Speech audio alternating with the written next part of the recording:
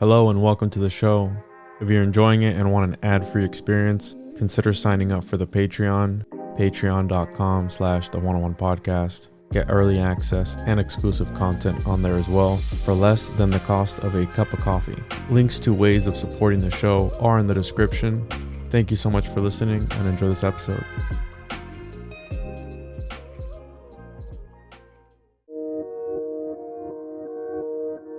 Welcome to the One-on-One Podcast with your host, Juan Ayala. And then there's people who reach to the next stepping stone and recognize, yes, but it's the government itself that you shouldn't have faith in. It doesn't matter how you put people in power because human nature will always be evident. And then you go into the next step of it where it's, well, okay, then you want to just influence culture itself because then people will behave circumstantially based on the resounding cultural fabric that they're standing on. You can go down this line, right? But I'll tell you, with me, I ask that same question. Why do these people care about my philosophical leanings, even though I'm a painter? And it comes down to the fact that in the performance on stage, not behind a curtain, they want to control the cultural narrative. So they want to control the artist. Because as you said, art is, you called it meditative, but all art is a transcendental mirror. All art. So if you're producing these works that move people, those who are corrupt want to make sure those people are under their belt.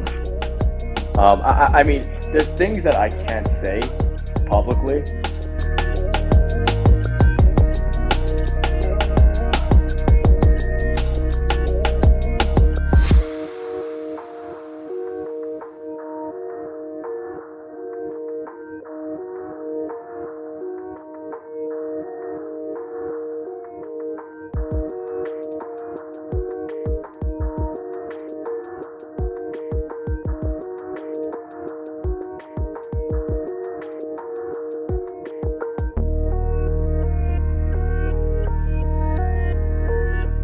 Welcome back to another episode of the One Podcast. I'm your host as always, Juan. You can follow me on social media at the One Podcast. Check me out, the website, the101podcast.com, patreon.com/the101podcast, all that good stuff. You know where to find me.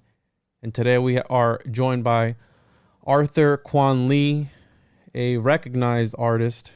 And we were just chatting about how podcasting, the articulation of words and ideas in itself, is a form of what I consider alchemy, because we're transforming people's thoughts, shifting paradigms, helping them connect ideas real time as we're talking. So they're undergoing not only a chemical transformation, but an alchemical one on a deeper level, because anything that happens in your body is a chemical reaction. And today we're going to be getting into a few different things.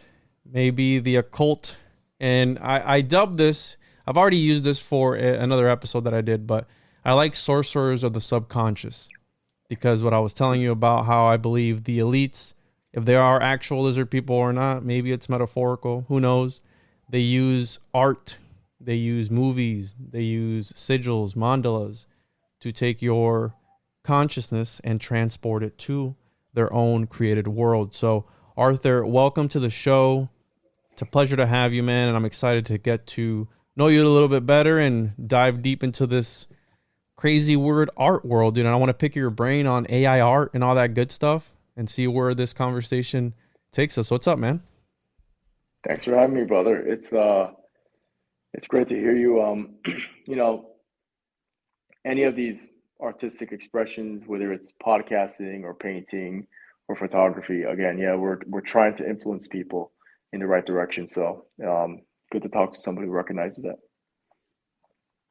Absolutely. And can you tell the listeners where they can find you, find your work, and tell us a little bit about you, what got you started into art, and where, I don't know if you want to start with the cancellation right off the bat, or maybe we can get into it later, but. Yeah, I'll give you a general synopsis here. First, you can find me on Instagram, Substack, Twitter, Gab, all these platforms, Arthur Kwon Lee.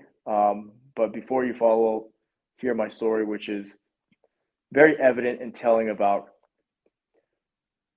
what the industry is today. And when I say the industry, I'm talking about the arts and entertainment, anything creative. So regardless of your predilection for whatever medium, whatever artistic expression that you are into, if you go into the actual mainstream channels of creativity, it's owned by the guys of the radical left, but it's really by just degenerate people.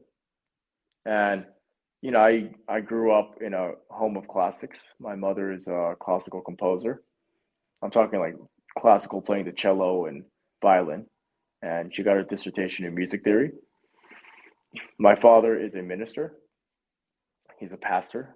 He has a church here in Oakland, Virginia. So as a child of both these two worldviews, I sort of was interested in exploring philosophical and religious and archetypal themes visually. So I'm sort of like this visual fusion of them in many ways.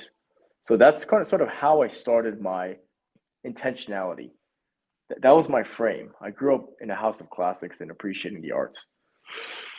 So I was never a good student.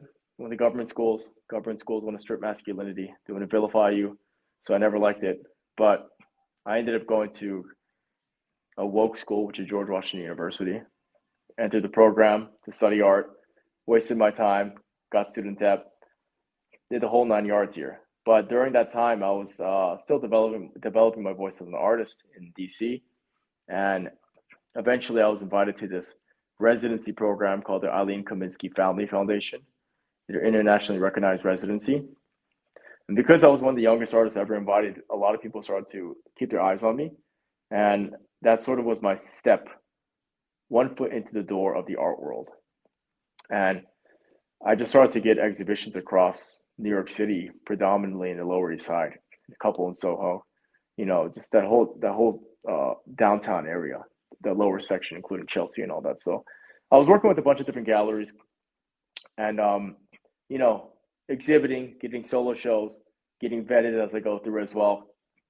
Going to Art Basel, Miami, showing work in Berlin, Tokyo, you name it. I won Artist of the Year in 2019, very recently. But then 6 months later, I was canceled and blacklisted by all 6 of my art dealers at the time because I wasn't a part of their ideological plantation, essentially. And they're all radical leftists because the art industry is a pyramid. And at the top, you have, basically money laundering and tax evasion from 5 galleries. And then the middle tier is sort of where all the vetting happens. And I was at the high end of that middle tier. And the lower end is basically where you're just figuring out the game.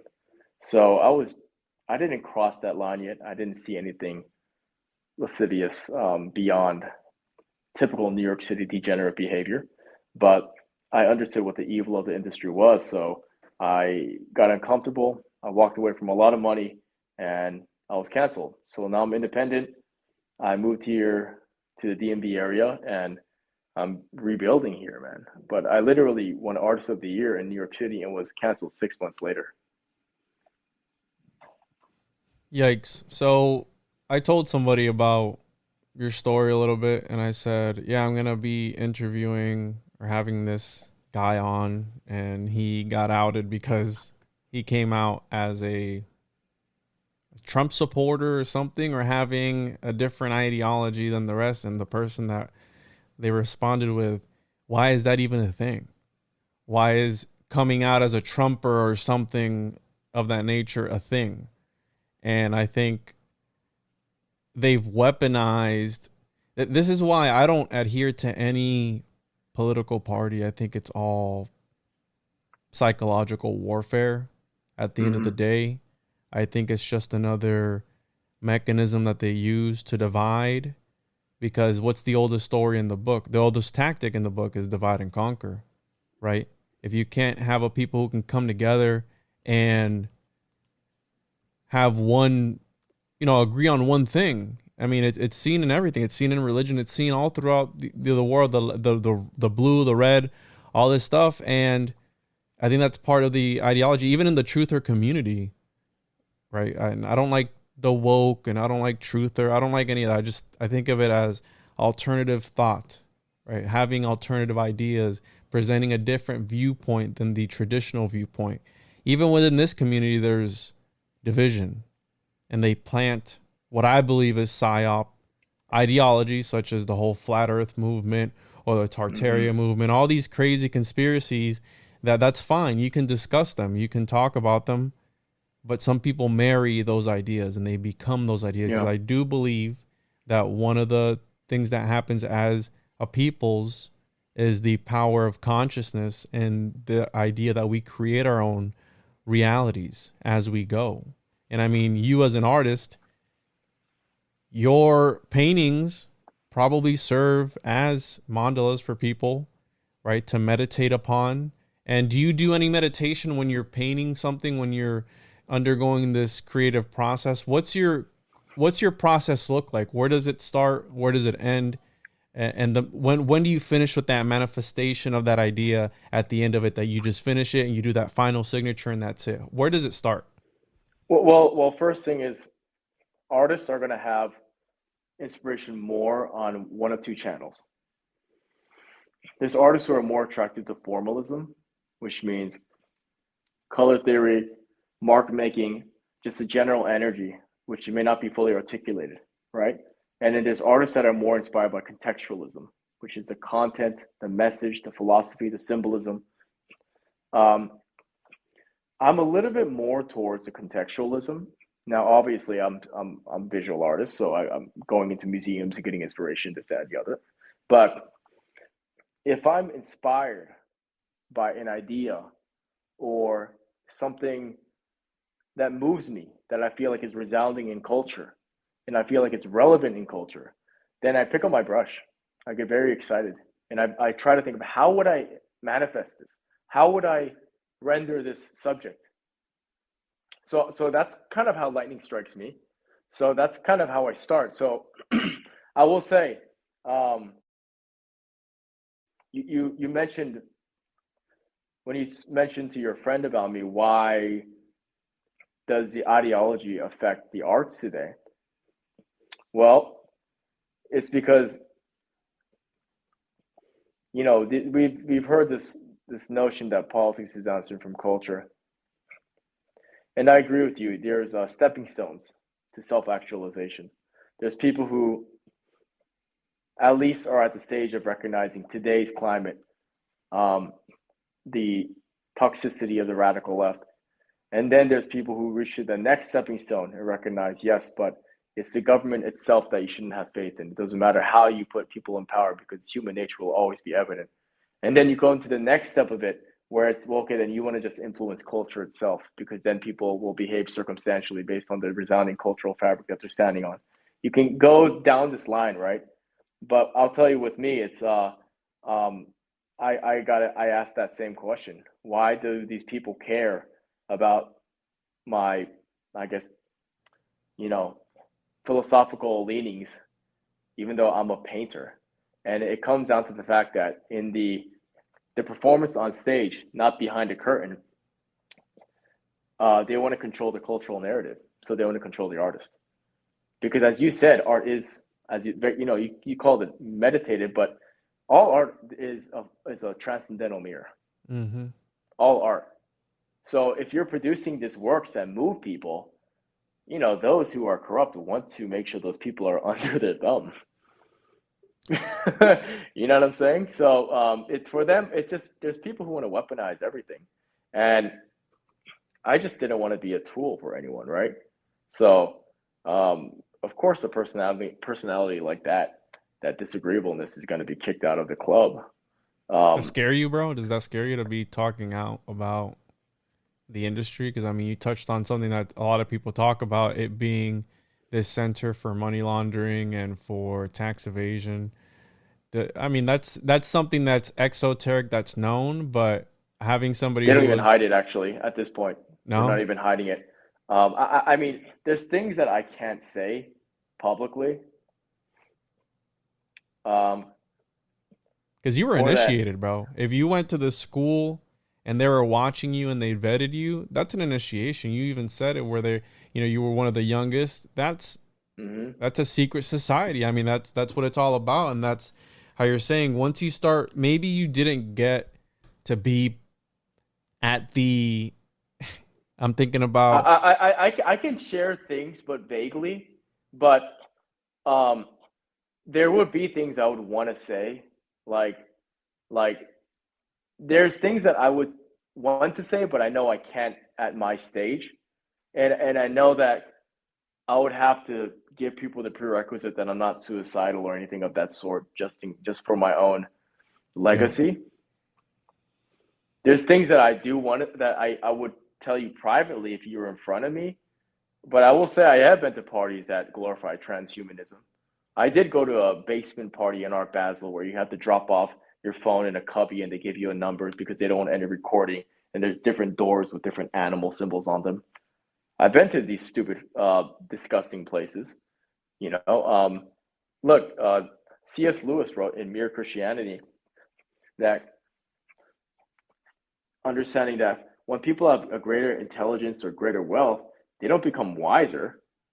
What happens is they have a capacity now to exercise that evil further because intelligence and wisdom are not on the same channel. Viktor Frankl writes about this in Answers for Meaning as well. But the reality is that I've seen this happen in front of me. There's people who have so much wealth and they're also smart people and they're charismatic and they're well spoken and often attractive and they're well dressed, but they're evil. What is that? What is that? That means there's just a lack of general moral standards because they can get away with anything. Most people's morality is based on what they can get away with, not what's the right thing to do. And that's what you see when you go deeper into the art world, because the art industry is a portal into transhumanism and to some of the darker themes, we'll call it, that people would regard as conspiratorial. But you know, you'll see it play out amongst. Oh man, there's 3 locations I could just name in New York City where they link up like every week just to hang out. You know, who's who kind of thing. But you know, those are sort of like stepping stones to go into more intimate circles, we'll call it, right? So I know, I look, if people ask me, well, how do you know all this? Well, because honestly, if I'm going to be straight up, it's because there was a beta male social camouflage thing I was doing because I did not want to castigate my source of income. You know, so frankly speaking, yeah, you can call it cowardice in retrospect, but it's almost like I'm beginning to understand why good men are not excavating deeper subject matter.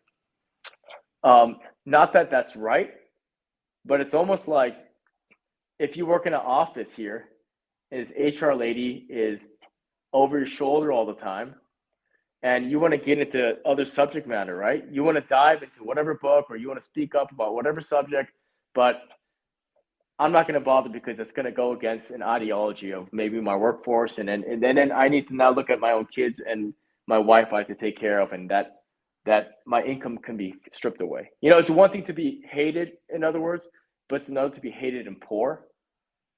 So I think that's kind of where I was when I was blending in. So the reason why I got as far as I did, and I'll tell you right now, the art industry, and I'm including entertainment as well, because I know a lot of people who are freedom loving and who believe in truth and the good and beauty and are in these radical, saturated with dark energy, man. Like I can tell you so many of these people, there's a lot of them, but they just don't speak up. The reason why I spoke up is just because I just recognize that, like, I know that they will not let anyone have like mega success unless they're either compromised or they're part of their same ideological club.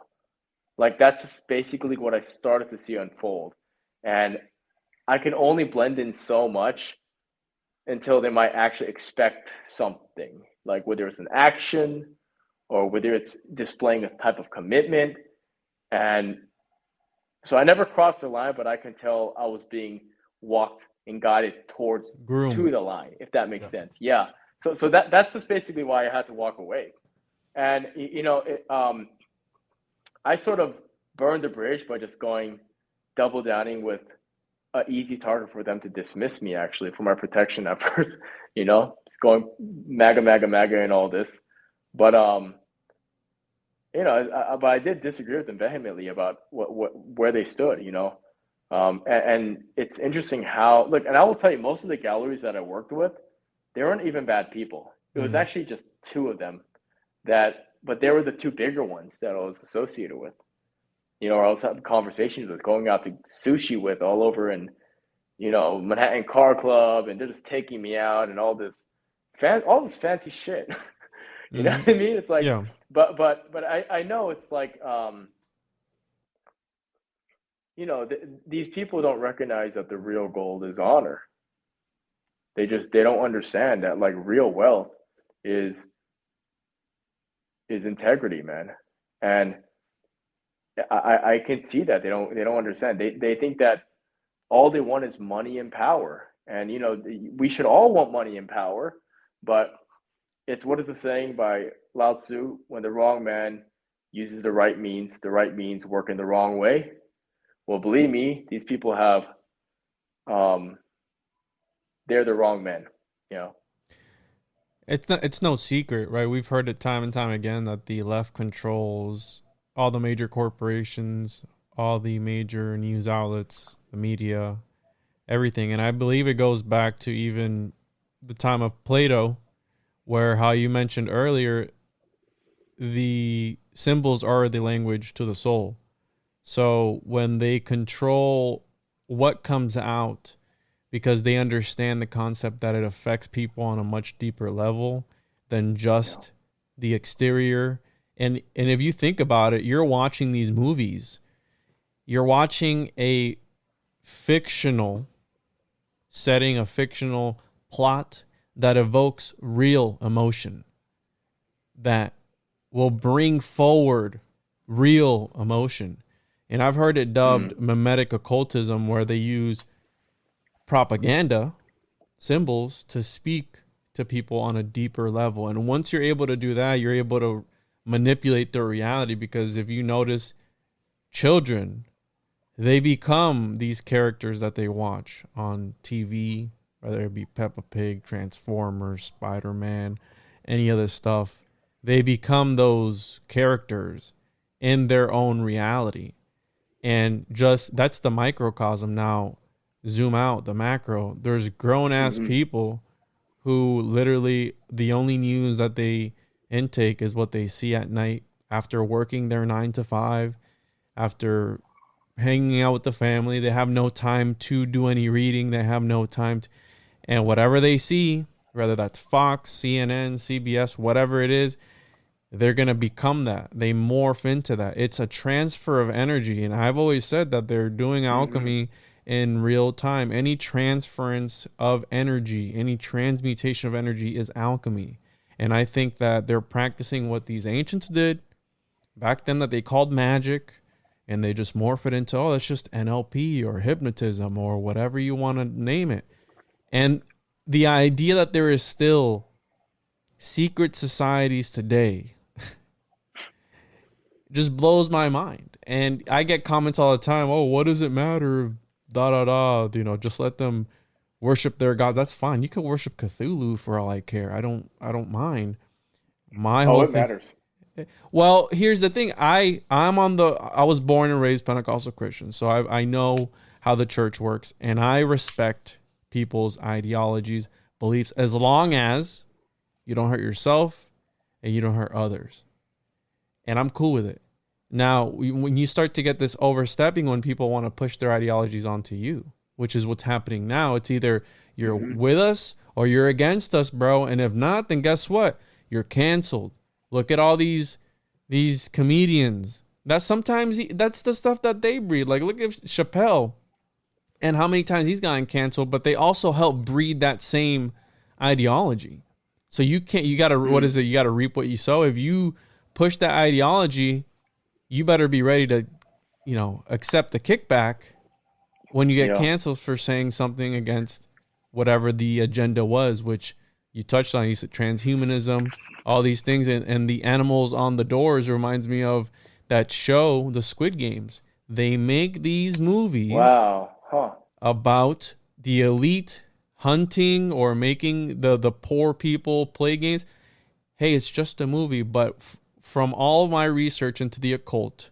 So these are called different game rooms, just so you know. Really? Well. Yeah. Now, I mean, I'm like, I don't think it's. I think I don't think there was any adrenochrome drinking. I don't think it was anything like that. But it felt a little too public for it to be anything. I mean, these are heavily vaulted and secure things that we're talking about. So I think, there's so many different levels and layers to betting. You know what I'm saying? Because they're gonna So feel you out, bro. yeah. I don't think there's anything like I mean, there was definitely transhumanist themes, but there's nothing blatant there. There's like Marina Abramovich wasn't there, we'll call it. Or Lady Gaga or Will Smith. Exactly. Or... It wasn't like, but it was like, it was still like, as like, if you were just like a normie there, you'd still go, the hell is this? Like you wouldn't, it's not illegal, but boy, is it weird. And boy, all these people have a lot of money. Like, this is what you guys are doing, But I'll tell you, man, when you look at, to have a greater understanding of what the tug of war in the arts are, especially in regards to the culture war, you study art history, it is always a tug of war between collectivism also implying propaganda, versus art oriented towards the soul, or religious art. It's always a fight between these two tensions. Iconography. And iconography, ideally. So, like, for example, I'm working on this biblical series. Are you Christian? I believe in God. I don't adhere to any denomination at this point in my life. But I do believe there is a God, Okay, whether cool. he's Jesus Christ or Vishnu, Buddha, Krishna, whoever. I don't know, because we won't ever really know until we pass on, right? I mean, that's the whole thing. Sure. But it is not a coincidence that the greatest masterpieces throughout all of art history were undergirded by religious subject matter, because that art by nature is pointing upwards. So the very nature of beauty is embedded in some religious sort of thinking, which is why when you study all the church fathers, or you study all of the ancients as well, when they talk about beauty, this secular society that is, in my opinion, we're a failing society. This failing society that we are in, the way that they define beauty, often when I do these podcasts or these lectures, they get it confused with hotness. Right? They think of, so if I say beauty, you think of identifying the opposite sex on one Instagram model in yoga pants. Exactly. That's not beauty. Beauty should be synonymous with the word we use, which is called the sacred. Beauty should be synonymous. I'm talking in modern parallel, so we can be more applicable and practical. Beauty is the sacred. And all of our fathers before us understood this. And we've lost this, which is why we're in such an irreverent society. When you look at the signs of a dying society, there are three things in this collapse. One is the collapse of all religious institutions, or a softening of religious institutions, which is why all these churches are putting up rainbow flags and Black Lives Matter flags in front of their churches. Yeah. Secondly, it's sexual liberation, or a woman being promiscuous. Which and then lastly, there's three signs of a falling society. And then lastly, it's the desecration of beauty, or destroying art, or rewriting history. Which we're seeing now in the mainstream with the, what was it? Van Gogh flowers, Gustav Klimt's Life and Death. I mean, this is happening ad nauseum. These are the three signs of a falling society. J.D. Unwin wrote in Sex and Culture how there's a force that human beings collectively have, not pronounced in collectivism, but this force is called expansive energy. And a society should be chaste. And we should not be lascivious. So we should also put things in, we should create reverence. And when we fall away from that, that's basically a sign of a society that's going to be trajecting downwards. So you're saying a society needs to be chaste, you said? Is that what he said? Chaste? Yeah, we cannot be, when women are sexually liberated, civilizations fall. I can hear the feminists right now screaming in anguish and the triggered because it's a social science. Because that's Why do you think, in your personal opinion, because we're talking about iconography, religious paintings, religious art, It's all connected, yeah. why do you think they've taken out the sacred, because you said sacred, the feminine aspect? Is that a bad thing to have that in there? Why do you think they've eliminated it because we see these ancient religions who worship the sacred feminine, and now it's all about the masculine, Jesus Christ or whatever person or deity that is at the forefront? I might respond to this in a totally different direction, because I believe that the absence of masculinity is actually the problem in both religious and artistic institutions. Now, I do not say that as a negation of femininity, and it's very important to understand that. I'm not getting rid of the feminine, but it is the absence of benevolent, honorable masculinity. And the reason why I believe this is because what happens in its aftermath is an unconscious praise of pseudo masculinity. In other words, because we no longer have, like back then they had Greek and Roman statuesque figures of strong men that are standing between, their loved ones and their culture in front of the Mongols. And today we don't have anything warrior-esque or king-like or honorable, willing to die for that honor. We don't have that sort of hardline masculinity anymore, which is why the most popular form of creative expression today is hip hop, because it's basically a pseudo masculinity due to not having actual fathers at the home in the Black community. So, and I enjoy hip hop and rap, by the way, especially at the gym. But what I'm trying to say is that the phenomena of hip hop as the most popular creative expression today comes from the fact that any semblance of masculinity in the public square is demonized as toxic, which is why, same reason why video games are popular, and which is the same reason why Donald Trump was a phenomenon. Anytime there is a unapologetic masculine figure, that they take the culture by storm. Look at Andrew Tate. Look at that time. Look at the rise of Alex Jones as well. It's always because the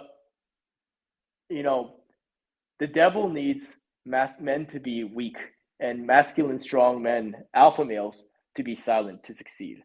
That's what it boils down to. So when you mention the feminine, I believe the feminine, actual, genuine femininity needs to be worshipped, protected, and it is our job to willing to die on the sword for that, actually. But the problem is women today aren't even feminine. So I think all of it is topsy-turvy, in my opinion, at where we're at now. So I think men need to be masculine again. And I don't mean red sports cars, muscles, and tribal tattoos. That's not masculinity. That's an overcompensation. I mean, those are important indicators, and you should try to get strong. You should have wealth.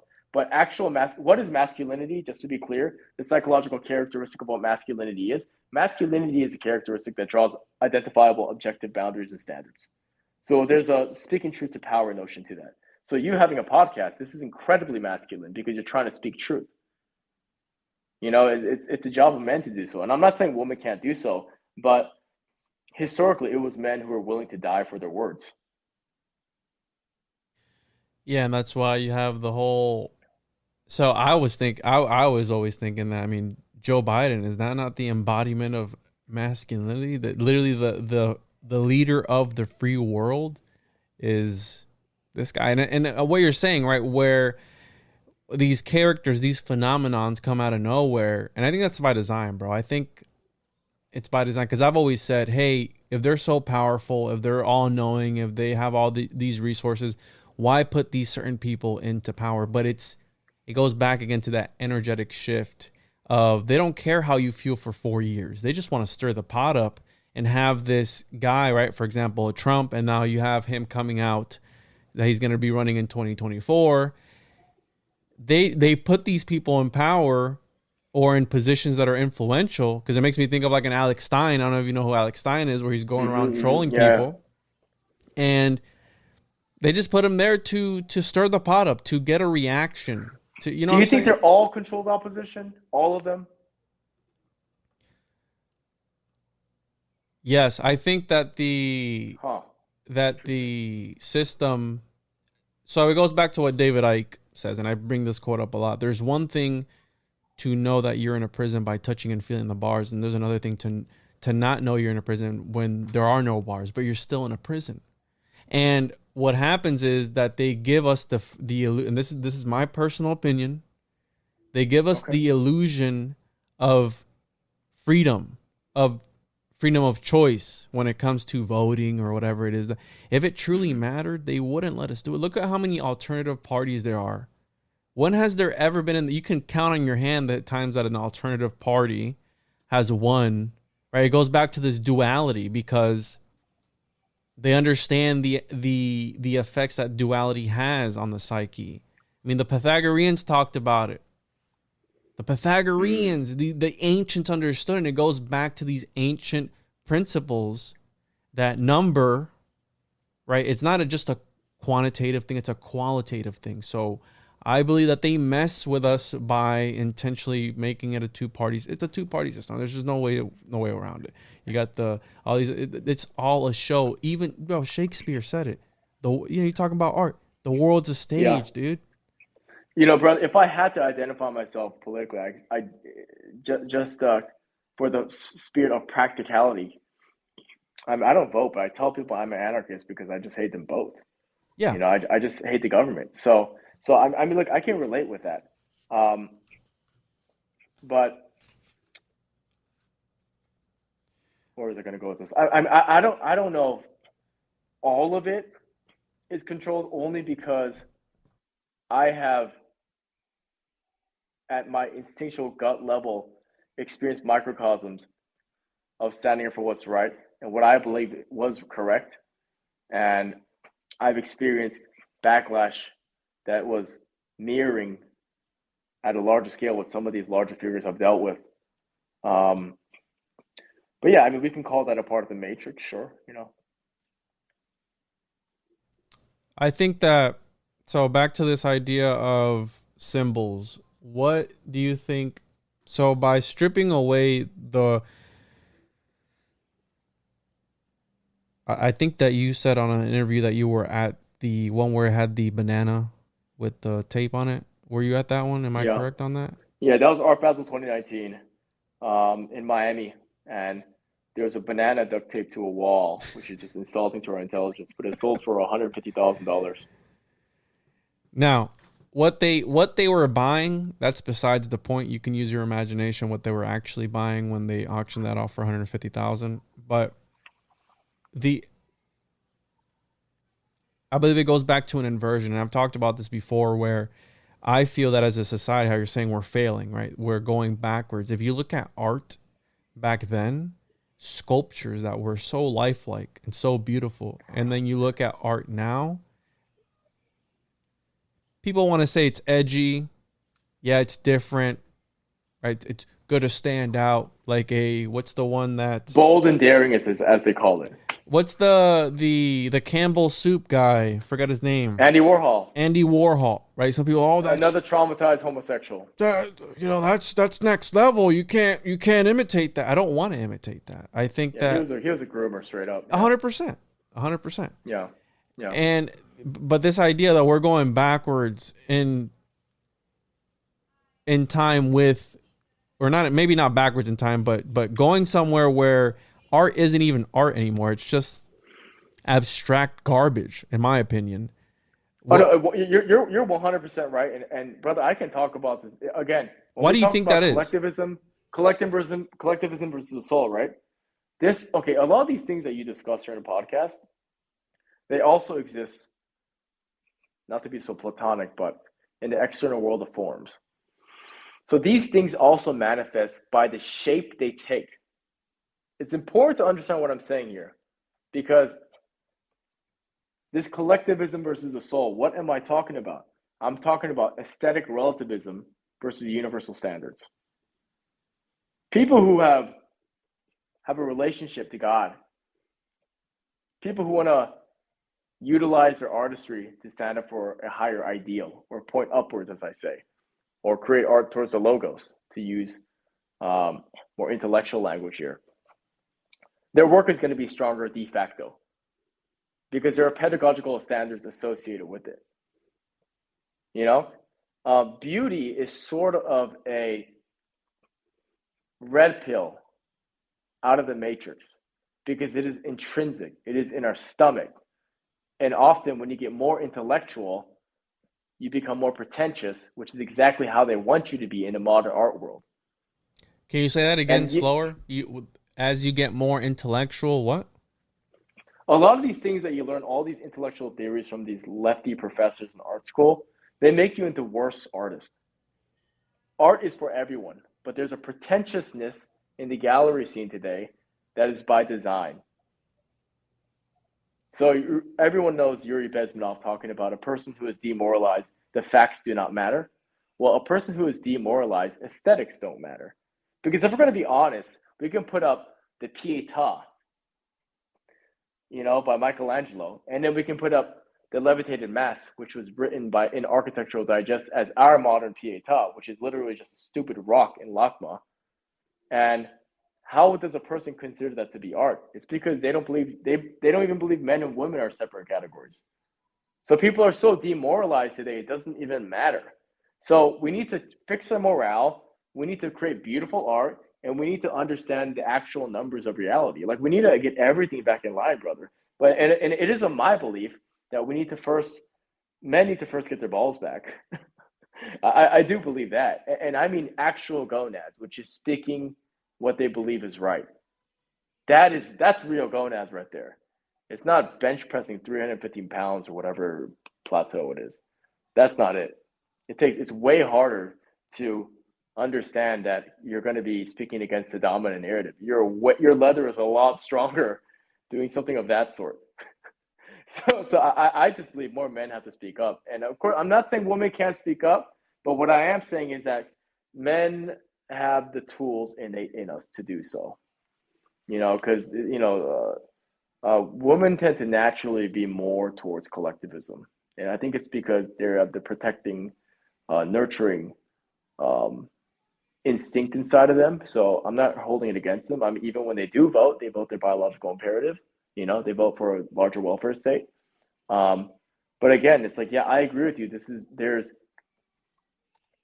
There's too many things that are occurring behind the scenes, but what we could do at least is recognize as a society and spread more this push towards destroying abortion in the welfare state, at least, because at least we know human nature and how we respond circumstantially, and how that will at least fix social dynamics between the genders, just those two right there.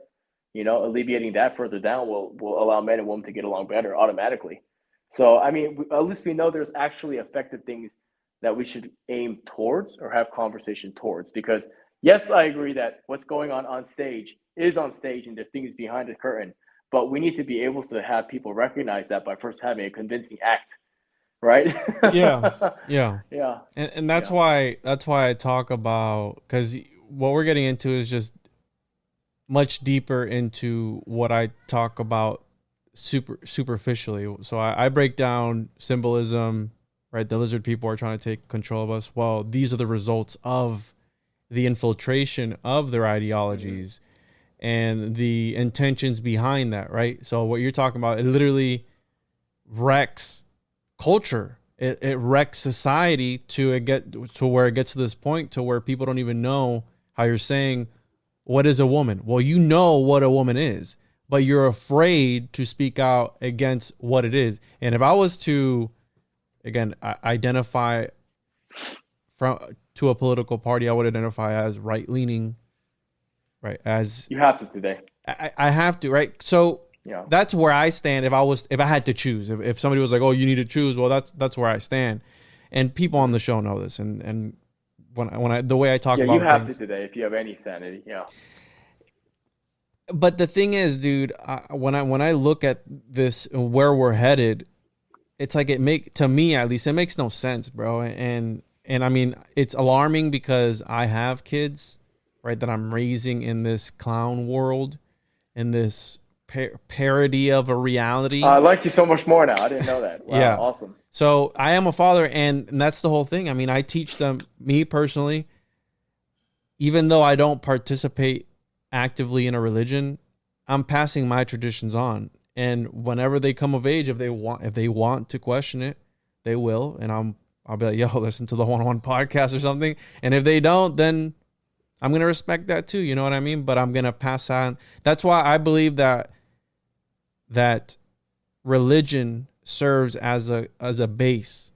It's like almost like a manual on life. And if you follow that, you will be, and that's why I think that they try to destroy it, because it does give people a base. If you look at the amount of people who don't even, that are growing up non-religious nowadays, there's a lot of people who don't believe in anything. They don't even know where they stand as a person, as their position in this universe. So how are you going to put the burden on them to be able to participate in society? You know what I'm saying? Like it goes much 100%, deeper. 100%, brother. Absolutely. Again, death of God, sexual liberation, desecration. That's what Nietzsche was talking about. God is dead. He wasn't celebrating it. No. It leads to nihilism. And nihilism is a bad thing because it strips you of purpose. It strips you of how you're saying facts don't matter at the end of the day.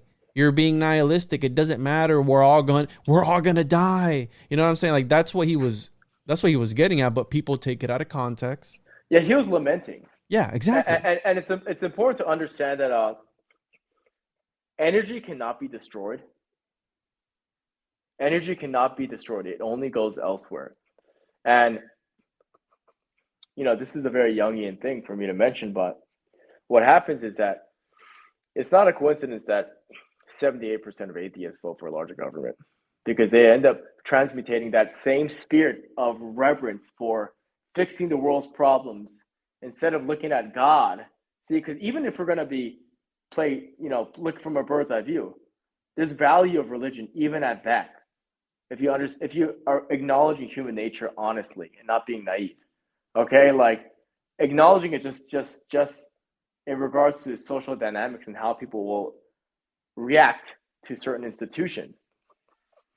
People who don't believe in God, they tend to believe in larger government instead. And it's understand that these impulses, you cannot get rid of them. I'll give you another example as an artist. People often think they can negate an aesthetic impulse. It's something I've also always noticed. And when I speak of masculinity, sometimes people say, masculinity, you're a painter. The most girliest thing you can do is make art and paint and sculpt and weld, whatever it is, or whatever. And every single, Juan, I'm not kidding. So far, I've had a dozen of these instances. Every single time a man has told me this, they're like obsessed with a different definition of masculinity, and they look like bodybuilders. In other words, they're possessed by an aesthetic ideal. They spend 3 hours every day at the gym pursuing virility rather than substance. And now they're just targeting me at it because they falsely bought a different identification of it. But this energy cannot be negated. It always goes somewhere. And the reason why religion is so important is because as a social institution, first and foremost, for those who are more atheistic, it's incredibly useful. It's so useful. And because it's so useful, it is very true. Already by that, it's so useful that it's true. And then you can get ontological and actually personal and the experiential side of it. But I'll leave that for people's independent journey.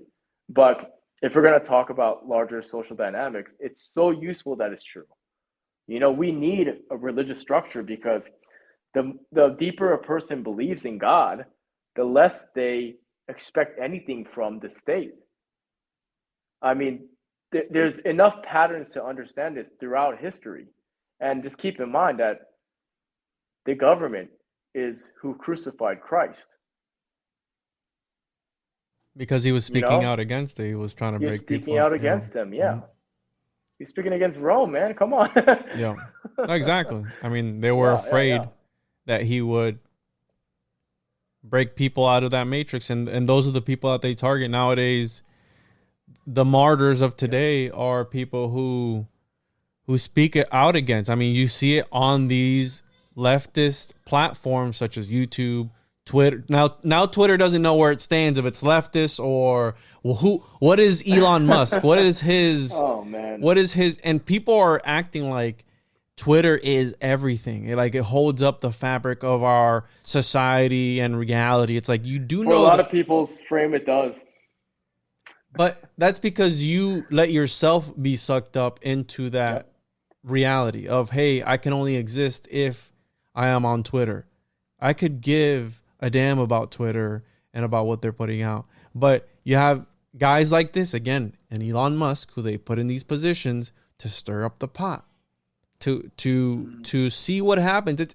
I believe, bro, 100% that we're in this big experiment, a big experiment right now, to see how in the book of Enoch it talks about how the angels showed Enoch, these angels are the ones that construct this and the other ones, and you have the divine alchemist there, warping reality in real time. I believe that it's like a zoo, bro, to be honest, because I mean it's too funny to be real. Like, if you look at the leader, I got back to the president. Come on, man. Yeah, it doesn't make sense, huh? It doesn't. We're going backwards. Yeah, I should get it as a sound clip. I don't have that sound clip, but I should get it. Brother, I'll tell you. I mean, like, I thought about that. What was this, a month ago? I can't remember. Remember that that photo of Biden like this, and there's red in the back, and I couldn't help but think, like, either they're trying to be blatant so that they can normalize it as fast as possible and to not hide, or it's like, I mean, you can't make this shit up. You see what I'm saying? It's just like, yeah, you can't make this shit up, man. Let's pull up some of your pieces here, because I'd love for you to break some down. Yeah. Because they're really interesting, and maybe talk about your inspiration for some of them. Here we go. We got the first one. You can find these on Christ Pantocrator, ArthurKwonLee.com. So you have this one called Christ Pantocrator. Can you talk a little bit about this one? Yes. So this is a depiction of a very fierce Christ who has sort of that warrior spirit that is in Christianity that I want to be revitalized. I believe, as I said, men have to get their balls back. Christianity has to get their balls back as well. So what you see here is around this bloody Lux Nova are all of these bodies, these souls of the damned going to hell. And Christ is looking at you here with this piercing gaze, a sword, and a Bible. And this depiction is trying to show a Christ sort of antithetical to the way the wokies have been painting Christ ever since Enlightenment, which is that sort of a liberal hippie, pot smoking, sheep holding, feminine. I'm trying to add more adjectives, but if you actually look at the depiction of Christ throughout history, he was very masculine and very strong, and like you can tell he's a man who cannot be penetrated. And actually what I'm doing is just bringing that back. So you can just look up Christ Pantocrator Google images right now, and there's depictions of Christ, and and he's obviously, I made him look a lot more intimidating.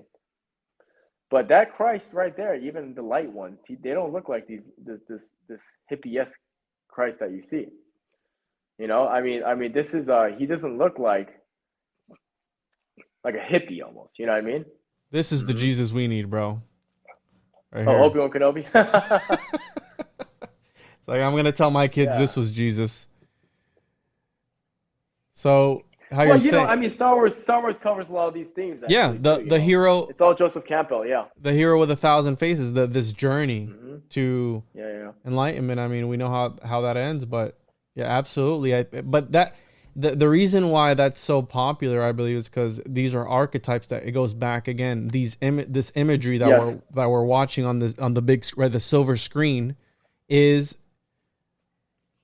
archetypes that resonate with the primal. It's about the ideal. It's about the ideal man here that I want to depict, and the ideal man is a man who stands up for what's right. That's basically what I was trying to do with this depiction of Christ. And again, look, I was an atheist. I became a Christian, and I recognized that um, Christianity, actually in the Bible, Christ he's a very strong man, but then I've seen in media he's been depicted as such a weak person who lets you slap both sides, for example. But like even the whole turn your other cheek thing, it's people don't understand this. I talked to my father about this, who's a minister, right? He told me, this is such a misunderstood moment of Christ. The actual point of the lesson wasn't if somebody hits you, let them get your other side to show that you're going to love them no matter what. That's not what it was about. The actual sentiment of this was let them strike you once and show the other cheek. And if they strike you there, that's the last line. That's really what it meant. And people don't even know these basic precepts properly because everything has been liberalized. So I'm trying to show that sort of spirit here.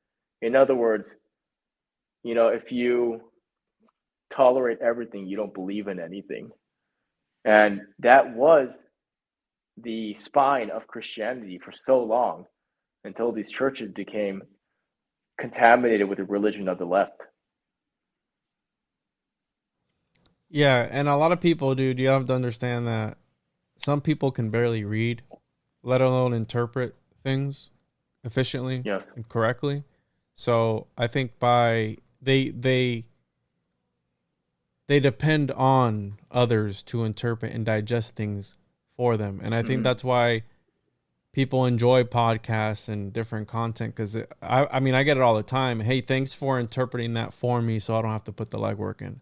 That's awesome, man. Thanks for reading that book and breaking it down for me because I don't have the time or the energy or the know-how to break that. You know what I'm saying? So, and that's a double-edged sword, because you can just talk about Star Wars with the Force. You can use the Force for good or you can use it for evil. So, and how you said, I think, the subconscious bleeds into art, or what was it? I know the one that you said, that art imitates or life imitates art. Well, life imitates art. Life imitates art. My ideologies start to bleed into my show, so people, unfortunately, are getting a biased point of view, because yes, I'm biased against certain things, but it's the truth to myself. It's the truth to me. I don't adhere to anybody else's ideology. You know what I'm saying? Like, I'm gonna do what's true to me, and that's why it's the Juan on Juan podcast, bro. Because Juan is gonna talk about what Juan likes to talk about.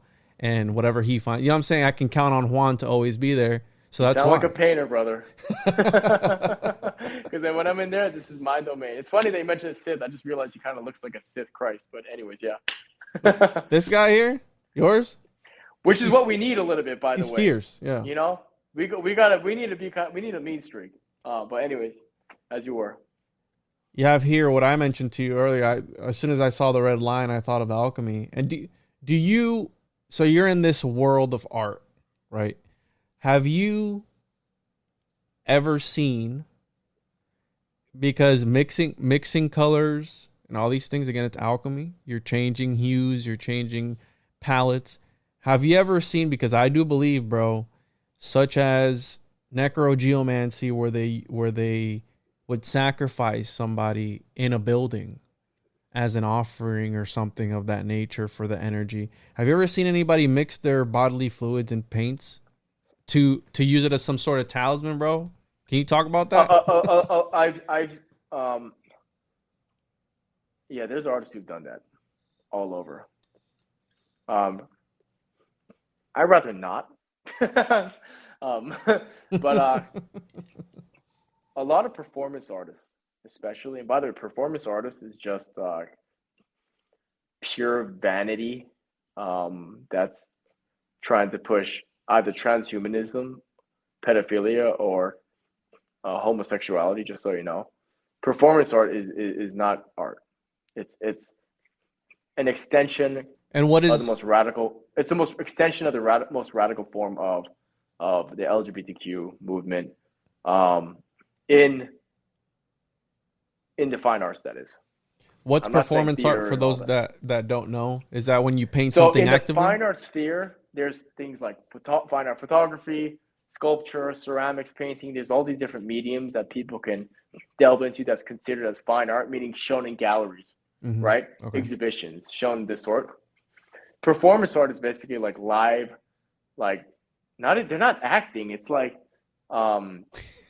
you know, they don't even know, they're not even actors. They're lower than actors, of course. It's almost like Marina Abramovich is a great example again. I met this one Russian girl actually when I was in New York, performance artist, and she used her own menstrual blood. She was not a friend, she was not a peer, but she was in a gallery. You know, that's Marina. There you go, right there. She does a lot of performance art, looking like a fucking demonic witch right there. It makes me think of this guy. I forgot his name. She ought to be ashamed of herself. But there's this guy who, again, these are the darker aspects of the occult, but he had sexual intercourse with a corpse and recorded it. Performance art. And called it performance art. But it's just... I'm telling you that performance art is just normalizing decadence. That's all it is. It's about... Marina's just... this is a very evil woman, guys. This is a very evil person. It's about being edgy, bro. Don't you understand art, dude? I can hear these people talking like, wow. And listen, this woman gets world tour exhibitions. She gets unbelievable funding. Because it's not about art, bro. It's about the right, talking about the transhumanistic agenda.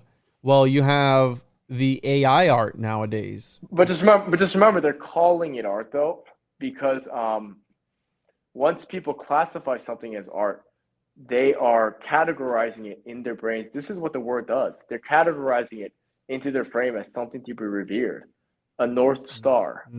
This is what art does. So the reason why they have a stranglehold in the arts is because they want to have a stranglehold on our own vision, right? Can you talk about this piece, bodily fluids aside now? Because I just thought I'd bring that up because... It's just a rant, brother. So this painting is titled Kingdom Come. And it was acquired by the cigar club, private cigar club in Alexandria. And there's the lion in the front, of course, surrounded by cigar leaves. And there's a raising of the flag from the Battle of Iwo Jima in the back because many of the attendees are veterans. You know, it's basically, I love the lion symbolism because everyone thinks of strength and honor and all this, but the lion actually also represents something more nuanced when you study Christian symbolism, and it represents benevolent fatherhood. So that's even more specific, and I really appreciate that. But I discovered that as I was painting this. So basically, you have this interesting, like, distillation of different strength symbols that are very masculine. You know, I guess 3-tiered: the cigars, the warriorhood, and the lion. Yeah. I can see that with the, and there is, I think, who was it, Jordan Peterson, and I didn't listen to the episode or the interview he did, but he was talking about, I believe they were talking like beta males in movies nowadays in Hollywood, Hollyweird as I like to call it, where they put they blow these guys up who aren't your typical The Rock, right, Dwayne, right? They're more fragile and skinny and what somebody would consider a beta male. Like, you know what I'm saying? Like, not trying to demean anybody, but a beta male, and they put him in these big movies and they give him all this publicity. But at the end of the day, it's like nobody is looking at that to be the pinnacle of what it is to, when I think of being a man, I personally don't think of being strong and buff and tattooed and stuff. I think of a man who takes care of his family. That's just me, because once you have a family, you go through an alchemical change within yourself and your values. But it doesn't hurt to be a jack dad. I will add that though.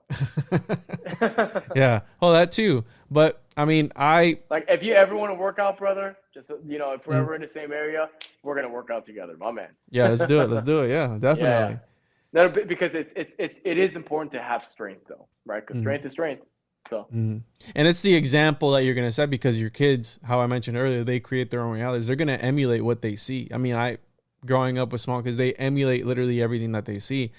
So what a better way you have to show that example of, hey, dad takes care of the family, dad takes care of mom, et cetera, et cetera. You know what I'm saying? Like you have to be, and I think that nowadays, maybe it's not like that. And I have nothing against women working or anything.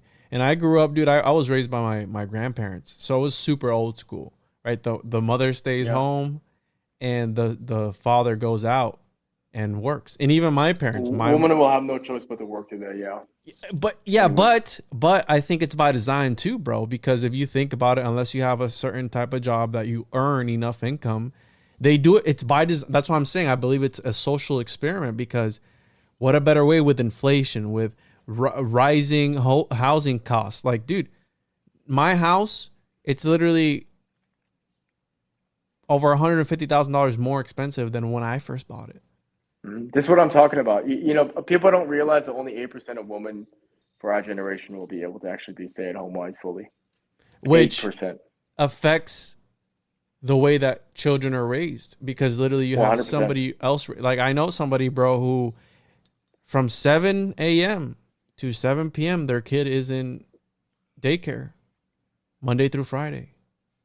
And it's like, when do you have time to spend with your family? Terrible.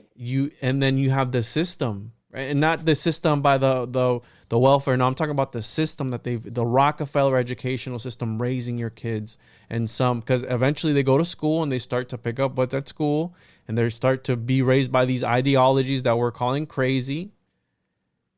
And it's an endless cycle. So, and it's all by design because raise the prices of everything. So both parents have to work. They have no other choice. And put the kids in dick. This is why going forward, it sounds harsh, but there's a couple things we have to maybe get the spirit of a martyr. Go on the roofs. We need to shout and decree the death of feminism. We need to decree the death of and venerate the institution of the church. Like there's things that they're just clear. I mean, I'll tell you right now, as we've been talking, you probably recognize right now that I believe human beings are incredibly circumstantial. I really do think so. It's like, this is why when you talk about these alchemical changes, yeah, because different things are engaging their reality tunnels and it's changing and shifting their paradigms. 100%. But we can at least create a groundwork so that better things, better energies can come into their life and their existence. Mm-hmm. At least we can try that, right? But I'll tell you right now, we are all here in the West living under this giant shadow of feminism right now. I'll tell you right now, that is one of the most important tools of the elite today. That's like one of their main arrows in their quiver. Can you talk about this piece? Because this is interesting. You have some interesting characters in this one. So this type of painting is called parabellum. Parabellum, just so you all know, it means if you want. It's interesting. It's an Italian word. It literally means a sentence. The definition being that if you want peace, you must be ready for war. So we have this dynamic and juxtaposed composition of religious figures across the board, very pagan often, just clashing against one another, and very ferocious animals across the composition as well. And they're all kind of like at odds against one another, but they're also all kind of shown up, right? So it's creating this.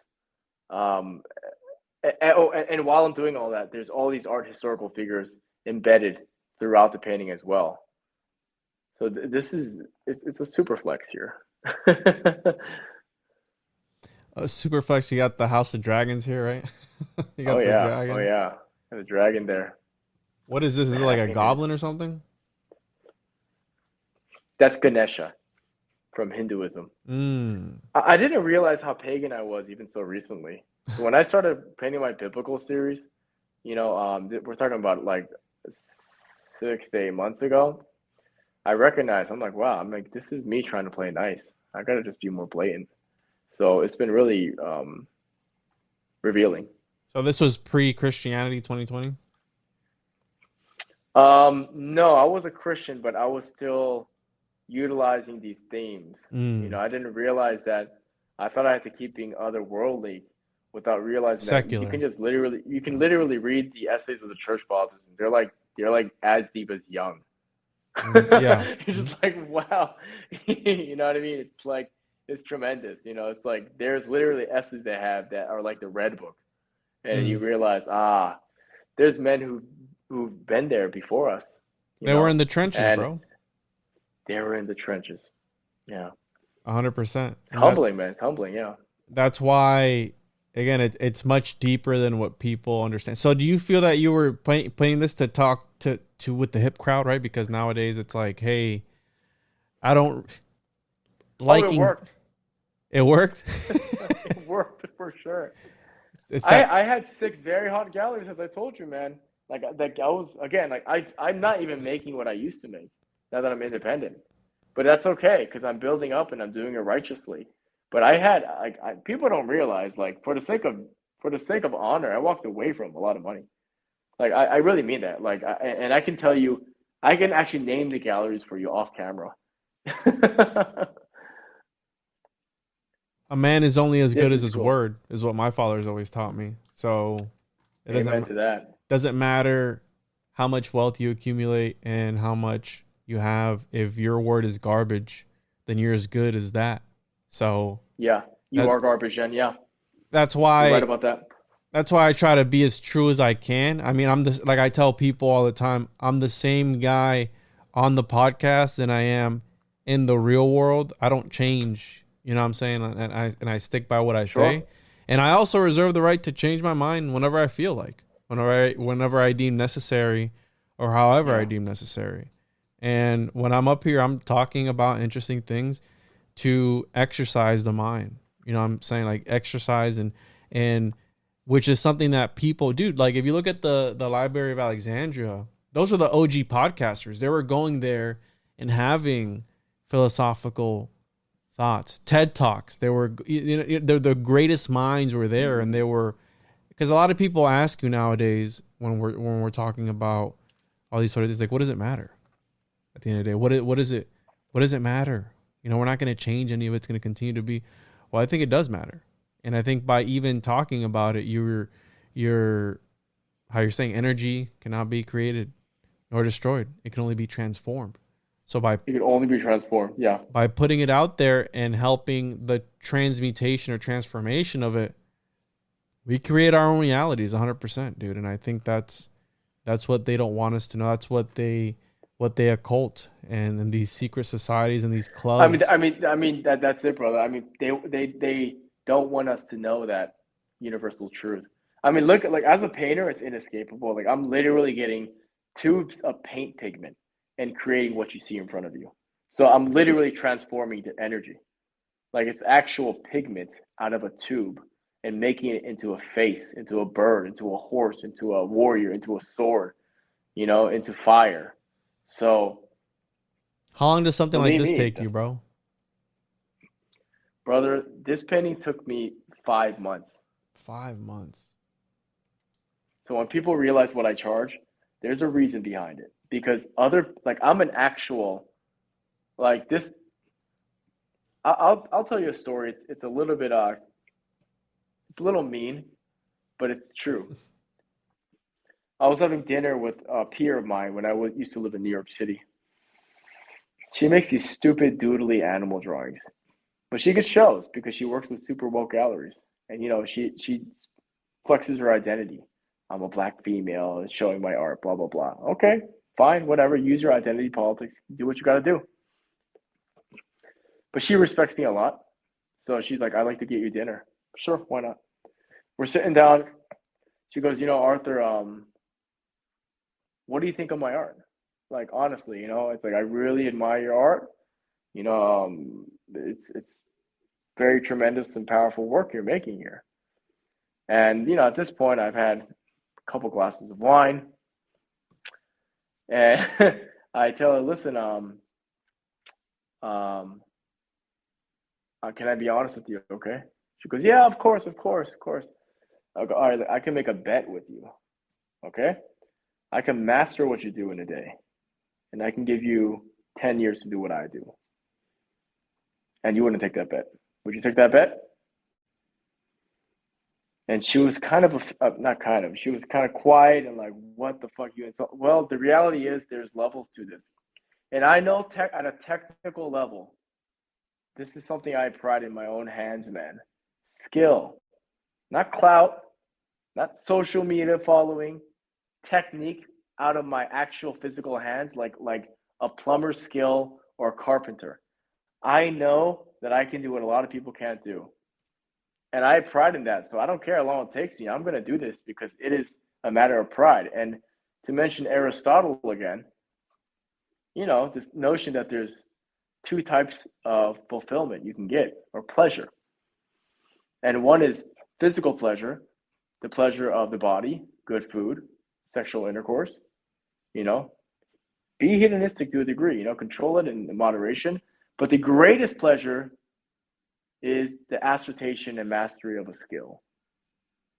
When you leave a jiu-jitsu class and your feet are dragging because you did some damage and you learned and you applied your skill, that is a high on or it's like if I'm painting and then I'm articulating all this magic together and it's just like, oh man, I'm in a flow state and this compositional awareness is just clicking because all the training behind it, brother.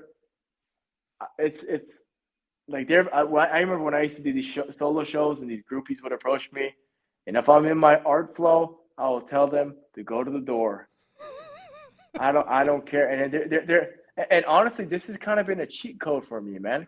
I think I thank God, I thank the Lord for this, brother. I thank Christ for this genuinely. Like, I actually have something that I get more pleasure than sexual intercourse, which has been a cheat code, and it's also kept me out of a lot of trouble. You know what I'm saying? It's kind of I've always felt like this is a cheat code because things will come up and I'll be like, at the end of the day, I have my brushes and I can do something that I genuinely enjoy. If nobody was seeing my work, I would love to do what I do, but I make a living off this. So I mean, that's a very low percentage of people that can do this. I don't care about the X amount of. I don't care how much you're making. How I'm making my money. I feel like I feel very blessed, brother. You know what I'm saying? But I always encourage you, man, find something you love to do. Find something you like to do creatively. Tap into that for yourself. It's so important. I love encouraging and hopefully inspiring men to do that actually in their journey. And learning up to stand for what you believe in, right? Stand up and man, and stick by it. And you can do it with your art too. Regardless, all this art is masculine and religious in nature for a reason. Mm-hmm. That's why, again, I don't stray away from controversy, and I've had some guests on that are considered controversial with certain labels attributed to them. Again, I don't, not any type of hate. I won't stand for hate speech or the harming of children or anything like that. But because you're being attacked because your ideas affect the system or they perceive it as a threat, I don't mind having those type of people on, you know what I'm saying? And having a regular conversation, because it's all by design, dude. And I think that once, how you're saying, they put these people in a reality tunnel, they've won. They've manipulated that person's reality. And I got that term from Robert Anton Wilson, by the way. I know exactly what you're talking about. Yeah. And the whole Chapel Perilous and all these things. Yeah, I love all his work. And I think that it goes, once you're able to do that to one generation, it's like the flea experiment, where you close them in a jar, they're only going to jump that height, and they're going to train their offspring to jump that height. So by training by getting them young, which is what they're doing nowadays, with all this garbage that they put in the cartoons and wokeness and in school and all these things. That's why I put my kids in a, it's called a Montessori or something. It's Christian, right? And they teach them about certain things. Beautiful, brother. Oh man, see, you're doing it right, man. You gotta either homeschool or do that, actually, Montessori or homeschooling. But that's been the conversations with a lot of my, I guess we'll call based network, because we're across the board. But there has to be a blanket term for all this. But this has been kind of the thing. It's like either put him in a Christian school, because Christian education is basically like the most attacked education by the government system today, your main competitor, or homeschool, you know? Which a lot of people can't do nowadays. I understand. And here we have, can you talk a little, I really like this one because it reminds me of this is Saint Michael the Archangel. I don't know if people know this. This is very Alex Gray-esque, I understand. But I don't know if people know this, but biblically accurate angels, what angels actually look like.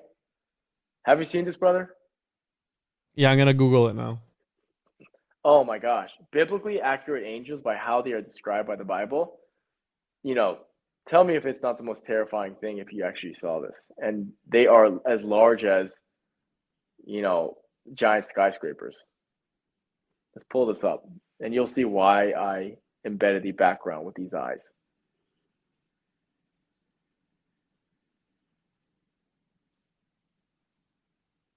So you have Ezekiel's vision where it's these wheels with a bunch of eyes, and then you have these terrifying, it's like wings with eyes. Click the white one over there, the white one with the bottom, like, yeah, that nope, lower level.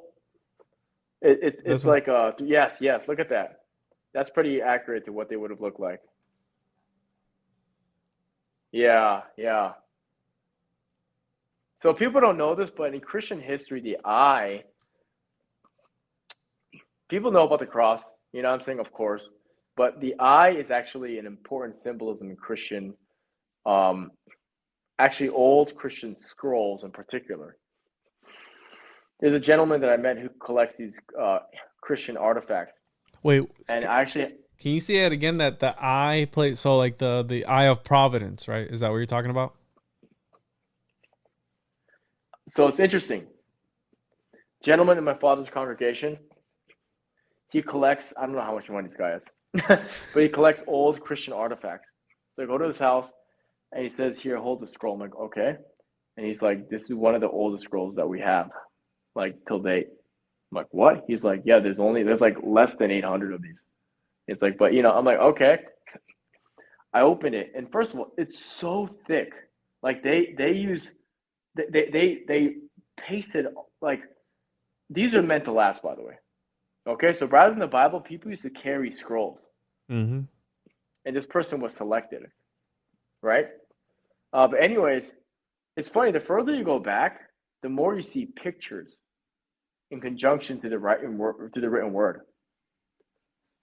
And one thing I kept seeing was these like little eyes. There's a lot of eyes drawn too. Eyes crossed. There's like a certain set of symbols, but an eye was something very prevalent.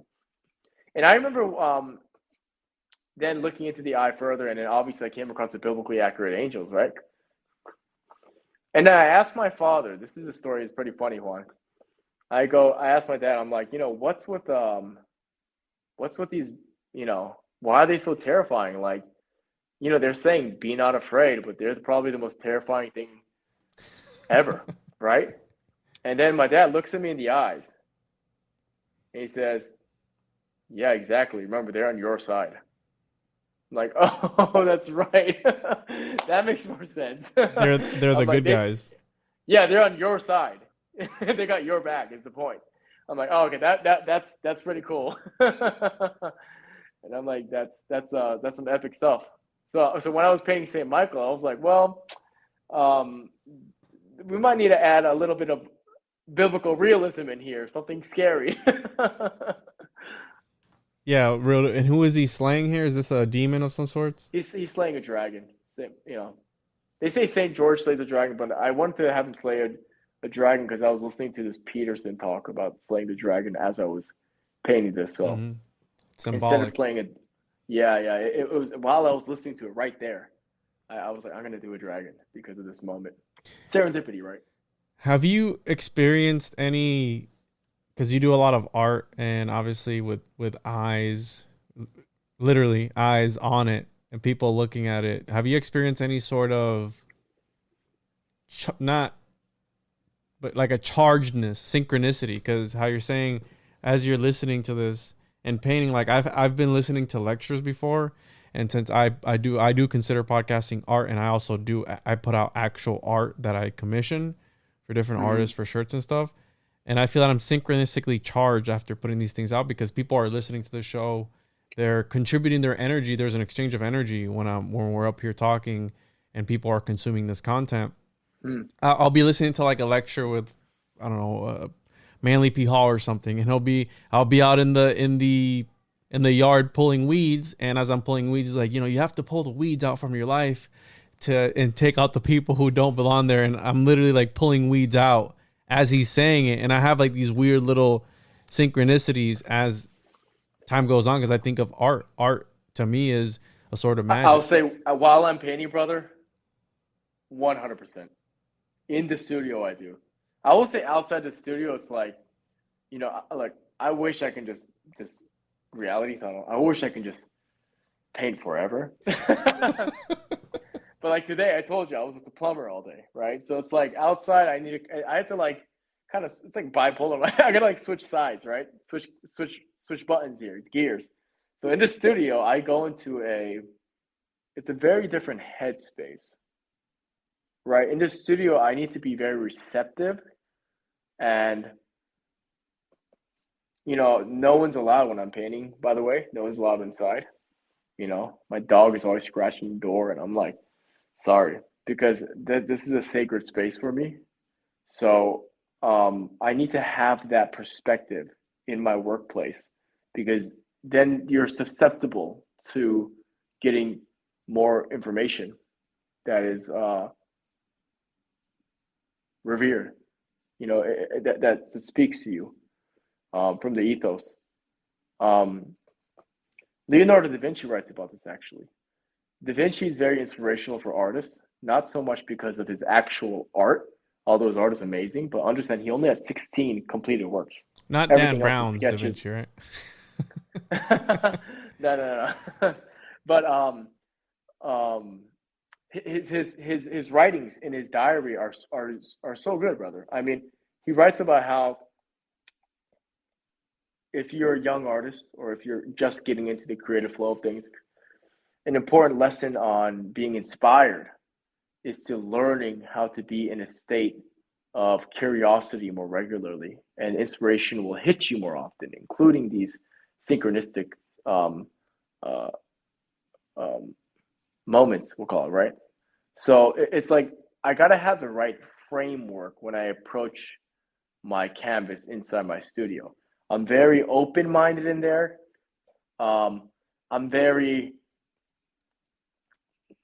My mind is quiet, and if I'm listening to music, it can't be something that will lead me in a different direction than my focal point. So again, circumstantial. I need to make sure that the energy is set right so that the patterns can come to me. So that's kind of how I paint. That was very vague. I'm sorry. No, you're good, because it just shows how different everybody is when they're craft, right? Yeah. I recently went on those conspiracy guys with Gordo, and we're used to seeing the finished product. We're used to seeing the edited product, the video, the episode. But what happens, how you're saying, behind the curtain? Well, the way I saw him go about his process, being a guest on his show and being behind the curtain before the exoteric that was put out, it inspired me, bro, because I'm like, this is a professional podcaster. This is a guy who does this for a living. And the way he goes about everything, it's a lot different than how I go about my process. But to each their own, right? And I think you find your own niche. Well, actually, let me add. I'm sorry to interrupt you, by the way, but you just got me thinking about an important component as well. There's gonna be that flow state where things are organic, but I will say everyone can only succeed if you also have the mechanical side where you go in and do the repetition and go through the motions and it's work and it's push. I will say, but for me, that's already a given. Like I'm very disciplined. I'm an avid martial artist and I train regularly, so like I'm already a disciplined person, so I'm not including that. But I will say you need to have that foundational tool belt set up so that you can go forward. I will say that. Like it's almost like being able to be open-minded in a free flow state is conditional to you having a strong foundation of discipline in the first place.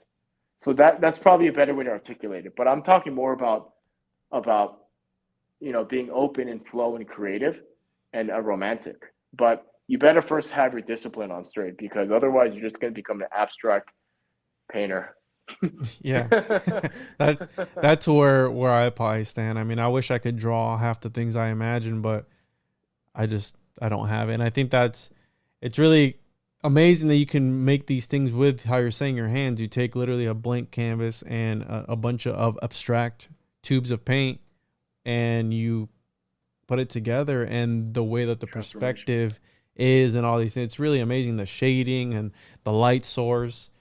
Thank you, brother. It's incredible, dude. And it takes a certain eye absolutely to be able to accomplish something like that. And it's like how people ask me all the time, like, hey, where can I learn about the occult or whatever subject?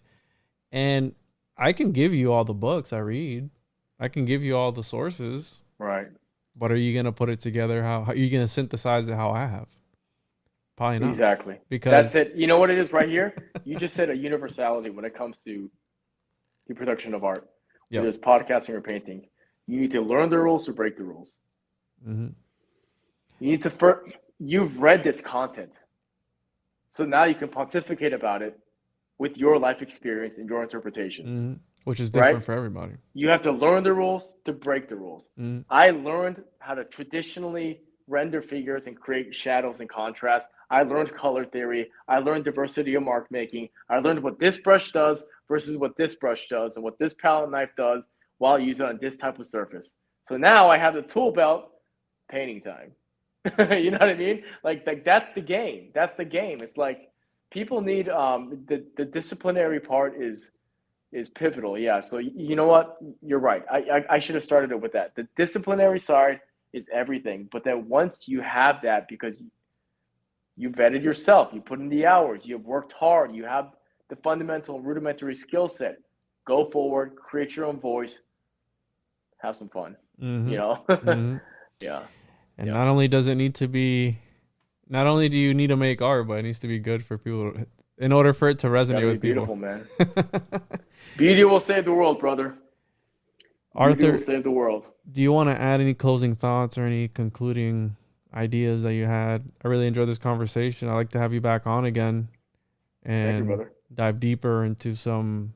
Maybe we can read the sacred codes or something and do a deep dive on that, because there's a lot of really interesting concepts in that book. Yeah. Your man Juan here gave me some homework. Very interesting. Do you have any closing thoughts that you want to add and leave the listeners with? No, listen, just thank you to the listeners. Thank you, Juan. You know, I'm a man on my mission here, and if you would like to connect or support me, you can go on my website. If you have empty walls, it is an utter waste. If you like some art, you can contact me also on my website. My, I guess, primary social media account would be Instagram, because it's an image board. You can find me there as well. All Arthur Kwon Lee. You can sign up to my Substack as well if you'd like, Arthur Kwon Lee. And yeah, you know, it's for me, it's just about getting the truth out there and inspiring other men to understand how to approach the culture wars and how it can better support their own journeys as well. So awesome. Yeah, and I really enjoyed this. And again, these are topics that I feel aren't being discussed enough because of people, how you're saying. I think they're afraid of the blowback or the pushback. And I think we should be able to speak whatever it is, whatever you're feeling. I mean, some people's feelings are going to be different than others, and maybe we won't agree with all of them, but At least you speak your truth, and that's what I'm here for. So hopefully the listeners enjoyed that, and catch you guys on the other side.